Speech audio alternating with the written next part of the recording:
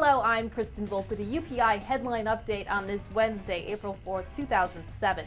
Iranian President Mahmoud Ahmadinejad says he has pardoned the 15 British sailors and Marines detained last month and will set them free. That's according to CNN. Ahmadinejad made the announcement at a news conference today where he honored the border guards who captured them. The president also honored 3 of those guards with medals for bravery. In his speech, he said Iran will never allow trespassing of its waters.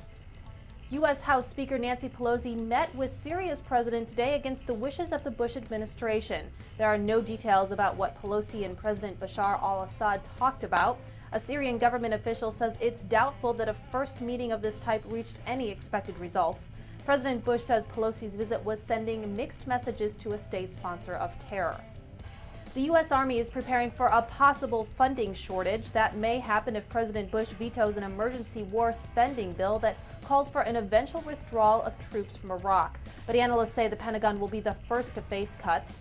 The Army Budget Office is warning program managers that the standoff between Bush and Congress over the bill is doubtful to end before April. The office says that means current funds need to be stretched to June. A new study out says women who eat certain kinds of meat have an increased risk of breast cancer. The research studied women between the ages of 35 and 69.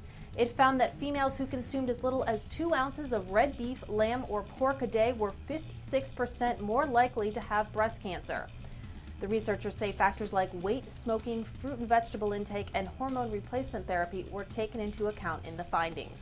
That's all for now. Check out our new special segment called The Power of a Pet, a story about 4-legged friends who play a special role in the recovery of wounded soldiers. Thanks for watching.